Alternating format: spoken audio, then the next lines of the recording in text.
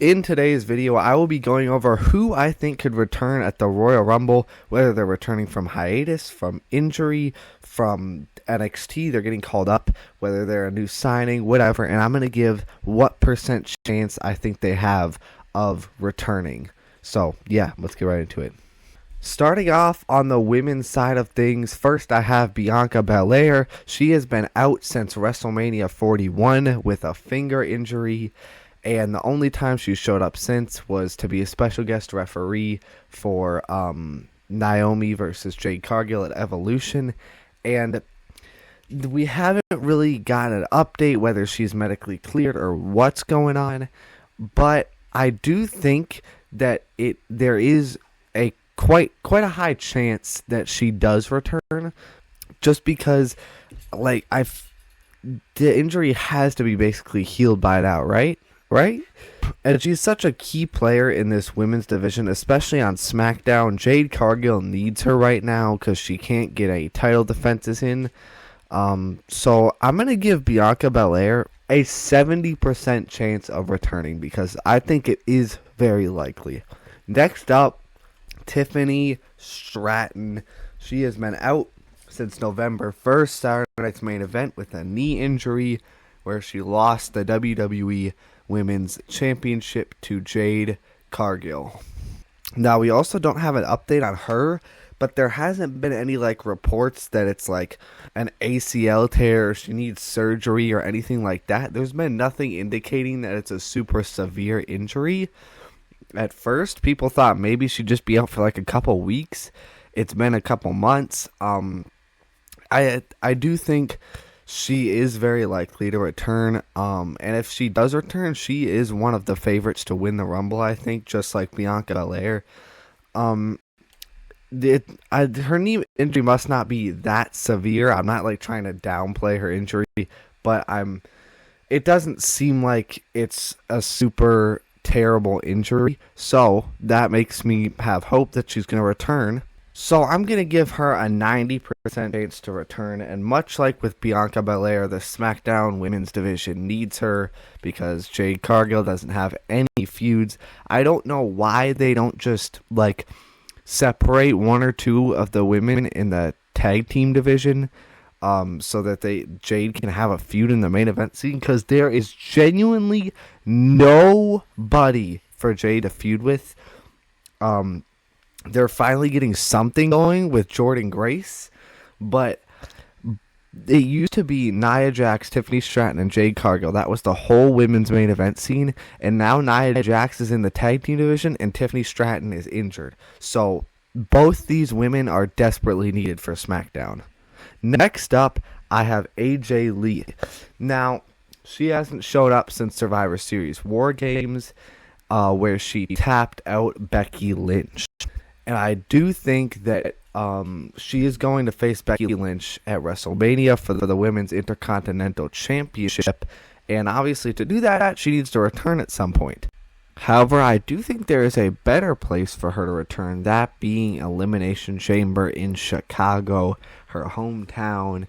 I think it's more likely that she returns there than she does at the Royal Rumble. However, I think there is of course still a great chance that she does return at the Royal Rumble, so I'm going to give AJ Lee a 44% chance of returning in the 2026 Women's Royal Rumble. The next woman I have on this list is Brie Bella, and I believe that both of them, both Nikki and Brie Bella, have stated that they both want another tag team run before they call it quits. And especially with how stacked the women's tag team division is right now, and I think in Unreal Season 2, for the original SummerSlam 2025 match card, they had the Bella Twins on there, so they are definitely thinking about bringing her back. And I think the Royal Rumble would be a perfect place to bring her back, where Nikki Bella returned a year ago. So I think it's very likely that she does return here, and they go on one last tag team run in 2026. I believe in my predictions video, I didn't finish the predictions video. I only did A through J, but even though the second half it got corrupted or whatever, I'm pretty sure for Nikki Bella, I predicted that Brie Bella would return and they would go on a tag team run. Now, I don't think it's 100% confirmed, really, because there haven't been, like, rumors or clips of her training in the ring or anything like that. But I do think it is likely. I'm going to say 60% chance that Brie Bella returns. And last but not least, I have Sol Ruka. I don't think it'll be a call-up. She was featured on Saturday Night's Main Event, the John Cena's retirement edition of Saturday Night's Main Event, and had a great showing there. And I think she is one of the cornerstones of the women's division moving forward. And I think WWE knows that, and they want to expose her to the main roster more. I'm pretty sure she's had a couple main roster matches already. I think they want to show her off to the main roster a little bit more before she gets... What's up, Latte? I was just talking and then he barged in and stared at me. But I think they want to expose her to the main roster a little bit more before she gets called up. And I'm going to give her a 100% chance. Next up, the megastar L.A. Knight. Yeah! Was written off of TV, I believe, in about mid-December by Braun Breaker and Bronson Reed, where he got tsunami'd through a car or on top of a car, whatever. However, I think the only reason they did that was specifically so they could have LA Knight return at the Royal Rumble. So I'm going to give him a 94% chance of returning at the Royal Rumble. Now, the only reason it's not 100 is because WWE fucking hates LA Knight and they might just like fucking release him or something. Next up, I have Joe Hendry, and he's been at WrestleMania. He was at WrestleMania 41. He was in the Royal Rumble last year too, and he's officially signed to the WWE too, and he's an internet sensation, and the crowd loves him, everybody loves him, so I'm going to give him a 100% chance. I think this one's a given. Next up, Dolph Ziggler, who was last on WWE TV, and the last time is now Tournament. Of course, he is still in TNA, so I don't think it's necessarily guaranteed. I think that might have just been more of like a one-off in the last time is now Tournament. I actually think it's not very likely that he's in this Rumble. I think there's, of course, a chance, but there's another TNA guy that I do have likely being in the Rumble that I will talk about very soon. So I'm going to give Dolph Ziggler a 20% chance. Next up, Jeff Hardy, who is also in TNA, but he is not the TNA guy that I think will be in the Rumble. Of course, was in WWE for a long time, so I think this one might be even more likely than Dolph Ziggler. Him and Matt Hardy won the NXT Tag Team titles in 2025. They were the only TNA people to do that, so I think this is definitely more likely than Dolph Ziggler. I'll give I'll give Jeff Hardy a 40% chance to return at the Royal Rumble. Next up is The Rock. Hasn't been on TV since Elimination Chamber 2025. And I hate to include him, but he has to be included at times like this in the build-up to WrestleMania. And the reason, if he wasn't nominated for an Oscar for playing his role in the Smashing Machine, so that's really the only reason that I think he even has a chance at being in the Rumble or coming back to WWE. But also because it's in Saudi Arabia, and I think next year it's been reported that Saudi Arabia is going to make the biggest fucking offer ever to try to get The Rock to WrestleMania in Saudi Arabia. So they obviously love him. So I wouldn't be surprised if they try to get him in the Rumble here too. I think the only way he shows up is if Saudi gives him enough money.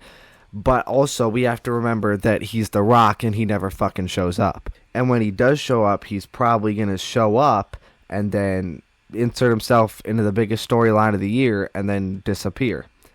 So I don't think this is likely at all, but I of course think there is a chance. Now, don't get me wrong, I love The Rock, and I would love for him to return as long as he's willing to follow through on the storylines that he creates. The Cody Rhodes storyline started 3 years ago, and he just they became best fucking buddies out of nowhere. Or whatever, 2 years ago, whatever. And they were fucking best buddies all of a sudden on the Raw Netflix premiere. And then he inserts himself into the John Cena storyline and then disappears, saying he doesn't fucking need to be there, which, what the fuck? The guy who orchestrated the biggest heel turn in WWE history just doesn't need to be there for the rest of the story, apparently, in his mind. I would love for The Rock to return. Very unlikely, though. 10% chance for The Rock. Next up, Powerhouse Hobbs, who's rumored that he will go by Royce Keys in the WWE. He's officially been signed to the WWE. And I don't see him debuting on the last episode of SmackDown. That just doesn't really make any sense. So I think it's almost guaranteed that he debuts at the Royal Rumble. So I'm going to give him a 95% chance, because the only way I could see him not debuting at the Rumble is if they have bigger plans for him on like Raw or SmackDown a little bit after the Rumble, but that just seems unlikely. So I'm giving him a 95% chance to debut at the Royal Rumble. Next, Brock Lesnar hasn't been on TV since Survivor Series War Games, where he teamed with The Vision and won. He loves to show up around this time of the year for big events. And I do think there is, unfortunately, a possibility that he retires at WrestleMania instead of SummerSlam to Gunther. Because Gunther, assuming he retires AJ Styles at the Rumble, the only way for him to really go is either winning a world title or retiring Brock Lesnar. Maybe retiring Chris Jericho, but I don't really see that. Maybe Rey Mysterio, but I also don't really see that. But he loves to return around this time of the year. Saudi Arabia would love to have Brock Lesnar there. I'm sure of it. So I think it's very likely that he returns, and I think he'll definitely have a WrestleMania match. And just because he's Brock Lesnar, I think he has a chance at winning the whole thing. Now, I, of course, definitely don't want him to win the whole thing, but I think there is, of course, a chance just because he's Brock Lesnar. I'm going to give him an 85% chance to return at the Royal Rumble. Next up is Chris Jericho, and now, if you would have asked me this question about a month ago, I would have told you it's basically guaranteed. However, he still is on the AEW roster page, I believe, and AEW is very on top of removing wrestlers when they get released. And he has his Fozzy tour, or whatever it's called, in February. So he would just like return at the Rumble and then not really be available for like a whole month after that. So I'm honestly thinking it's less likely now. I think there of course still is a chance. But maybe there was like some injury time or something that got added on to his AEW contract. I don't know, but he is still currently a member of AEW, I believe. Now, of course, like I said, there still is a chance, but I think it's less likely. I'm going to give him a 25% chance to return at the Royal Rumble. Next up, Chad Gable, a.k.a. Master Gable, a.k.a. not El Grande Americano. I think this one's also basically guaranteed. I think it's been like 9 or 10 months since he's been on TV, and American Made has just been fucking terrible ever since he left. But now the Creed brothers, they had a match on Raw. They had Ivy Niles starting to get featured more in the Women's Intercontinental Championship division. And I think we're starting the revival here of American Made. And obviously, to do that, I think you kind of need Chad Gable to like lead the team. He's been looking absolutely fucking shredded and jacked in his Instagram post or whatever. And I can't wait to see this new buff version of Chad Gable. And I'm hoping, praying to God that this is the start of his singles push. I'm going to give Master Gable a 100% chance. Next up, Seth freaking Rollins hasn't been on TV since September, I believe, or October or something like that, where he had a shoulder injury shortly after Crown Jewel, and Braun Breaker turned on him, kicked him out of the Vision or whatever, and then we had Austin Theory starting to do the stomp, kind of joining the Vision, eating pins, what the fuck, but that's besides the point. There was a clip of him at the Bears game in late December where he was hyping up the crowd, hyping up that shitty team, and his arms were moving freely. He didn't have a sling on. He looked like he was feeling great. And based off of that, it looked like he could have returned in December. I'm sure there's probably something still going on, but I think there is a realistic chance that Seth Rollins returns at this Royal Rumble, and maybe Austin Theory turns on the Vision and helps Seth Rollins, and if he returns, he is a favorite to win it for sure. I'm going to give Seth Rollins a 20% chance to return at the Royal Rumble. Next up, Braun Strowman, who was released in early 2025, something like that, I think. He's had a cooking show, I believe, on Netflix. And I mean, I don't think it's very likely. There's no like rumors or anything. He hasn't been wrestling at all, I don't think, since he left. I think there is, of course, a chance because he's obviously in ring shape. He's probably ready to go. And I think he could be valuable in like the United States Championship division or the Intercontinental Championship division or something like that. Maybe the main event scene on SmackDown. I think there is a good amount of value in a guy like Braun Strowman, but I think it's unlikely that he returns. Just because I think it's unlikely that they'll move on from someone and then change their mind and bring him back so quickly, I'm going to give him a 5% chance of returning at the Royal Rumble. Next up, Kevin Owens. God damn it, man. I miss Kevin Owens. Obviously out. Last time he was seen was on... the last match he had was the unsanctioned match with Sami Zayn. Had his WrestleMania match against Randy Orton canceled and announced his neck injury on an episode of SmackDown. He didn't have neck surgery till like June or July of last year, I think. I don't know why, but he might obviously never return to the ring. I'm hoping that's not the case, knocking on all the wood. But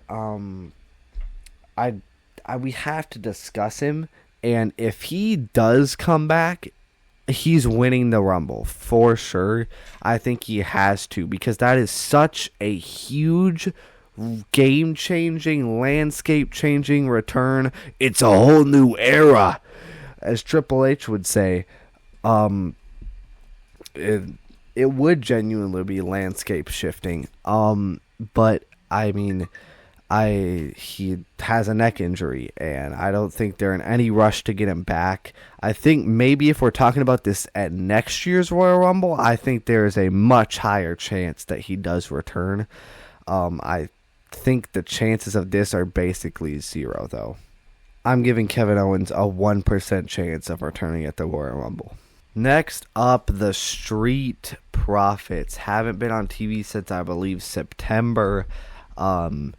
They haven't really given a reason why they've been gone.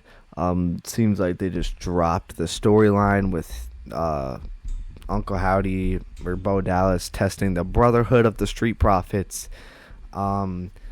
which is unfortunate because that could have been the start of the end for the Street Profits, and I would have loved to see these two go on a singles run and feud.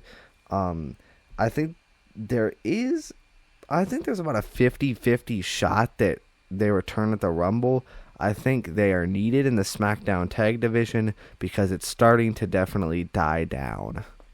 I'm going to give the Street Profits a 50% chance of returning.